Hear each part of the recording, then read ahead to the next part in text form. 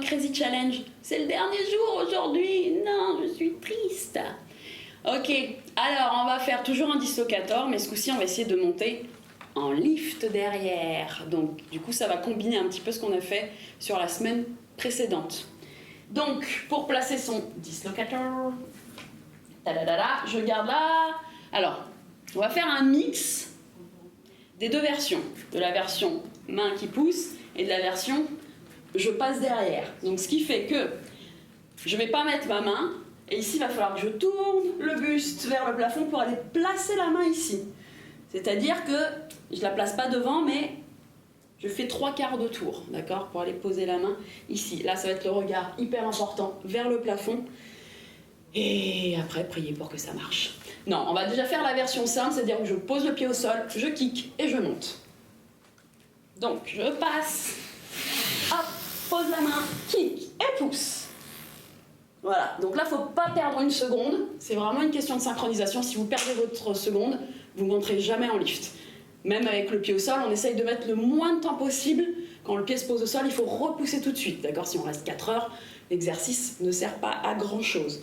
Donc, je passe, ouvre la poitrine, pose la main, et quand tu poses ton pied gauche, tout de suite tu kicks et t'envoies la jambe vers le haut. N'hésitez pas à faire ça plusieurs fois, droite et gauche. Je ne le répéterai jamais assez. Et une fois qu'on est à l'aise et qu'on donne le moins de temps d'impulse au sol, on va essayer sans poser, bien évidemment, les pieds au sol. On envoie.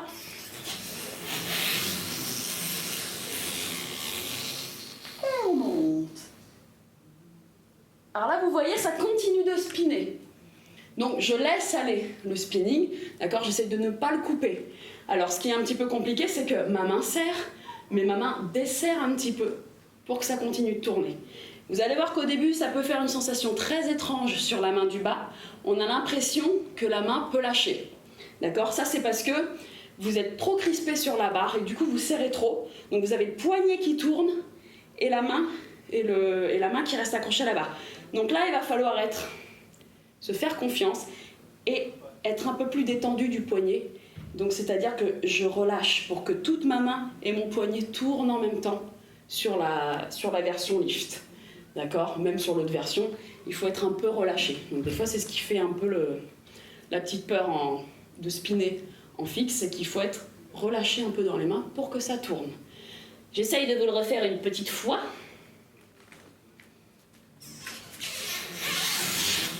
Et pousse.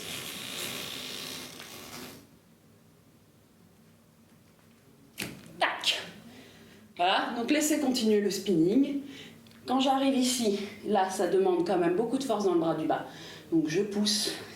Et là j'essaye de pousser avec ma jambe, ça me donne un petit élan et ça m'aide. Et on n'oublie pas de regarder le plafond et la main du haut. Bon courage, ça brûlote un petit peu les mains, ça va vous faire un petit peu plus de cordes, mais c'est ça qu'on aime. Donc voilà, c'est fini pour ce challenge de 20 jours. J'espère que vous avez kiffé. N'hésitez pas à faire en complément les autres challenges de mes amis pour la souplesse qui vous aidera à passer plein de figures, du yoga qui vous aidera aussi à passer plein de figures parce que c'est bon pour nous, parce qu'on aime ça et parce qu'on est des challengeuses.